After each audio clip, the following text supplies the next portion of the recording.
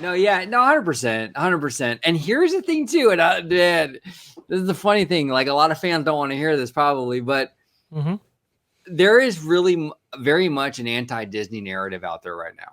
There is very much this anger. You can feel it against Disney, you know? And that anger, I'm going to say it right now, did not start with Bob Chapek.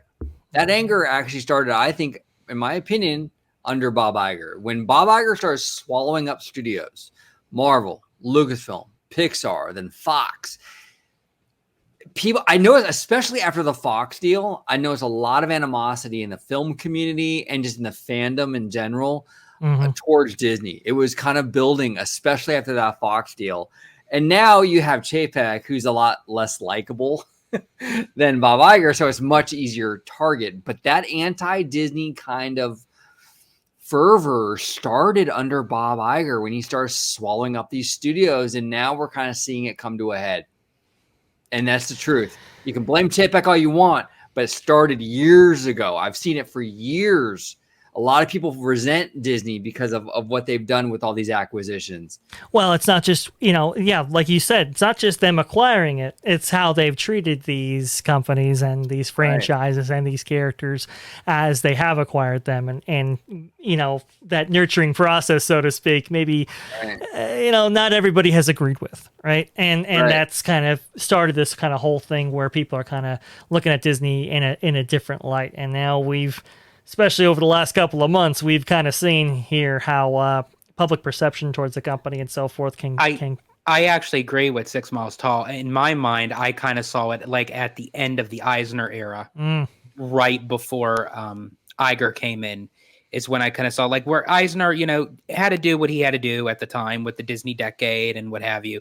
But I feel like coming to the end, and that's where Roy Disney kind of had his obligation, so to speak, with being on the board to kind of get Eisner out during that time. And I think it was like almost his time to be up, that he did whatever he possibly could do for the company at the time.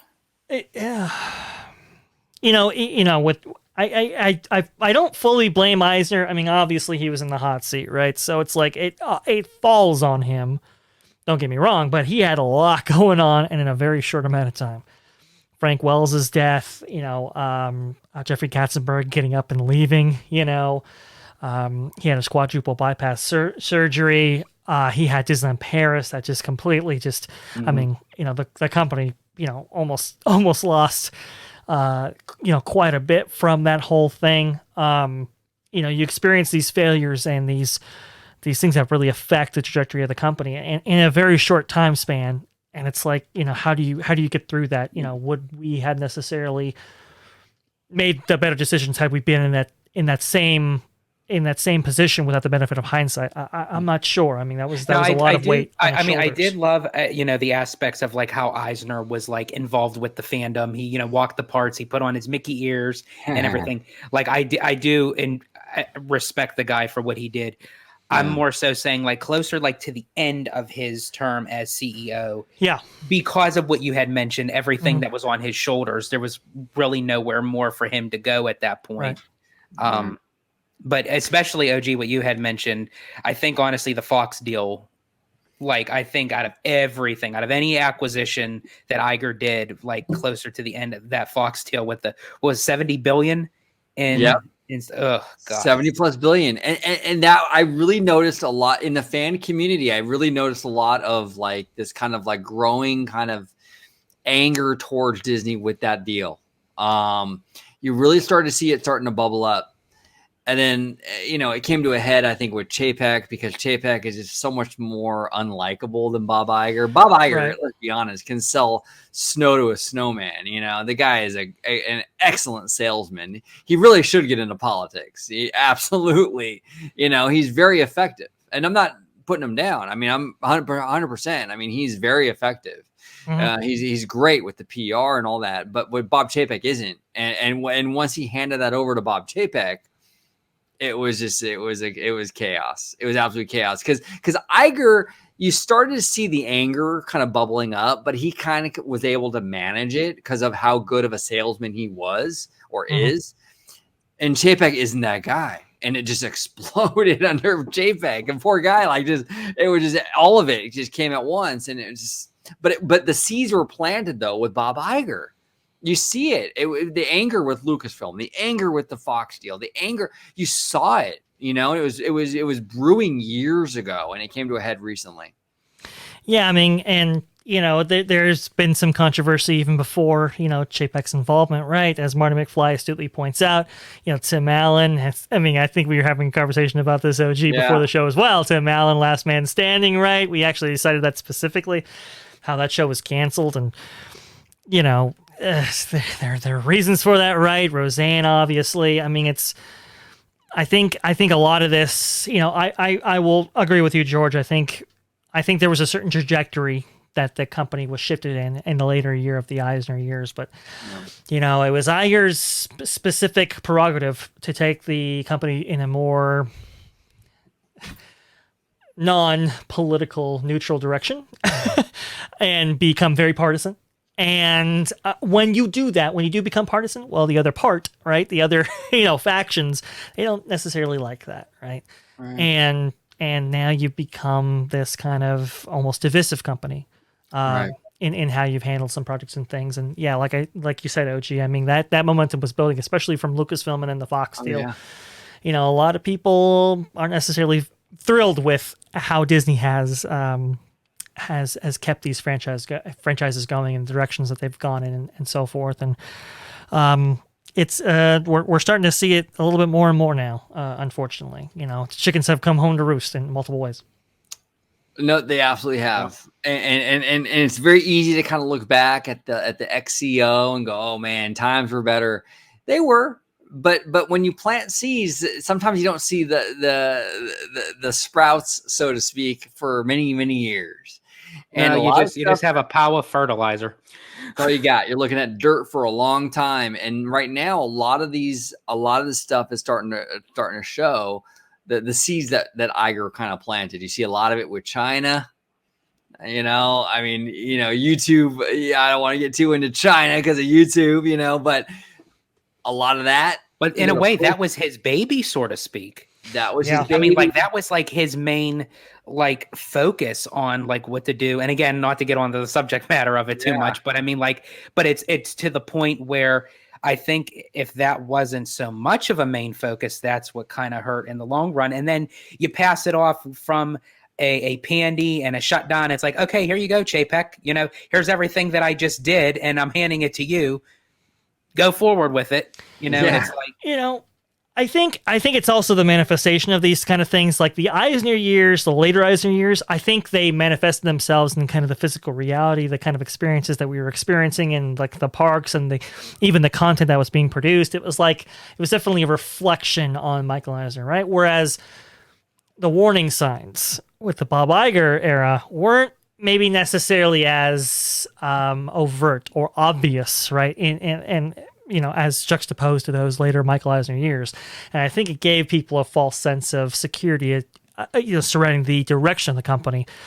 And I know I had it myself, you know, OG, you know, we've talked about it, how it's like, you know, I was a big fan of Iger. Yeah. And so then, was I. Once he starts stepping away, it's like, you know, maybe this guy isn't all he's cracked up to be. And now we see a lot of those previous decisions in a new light, so to speak.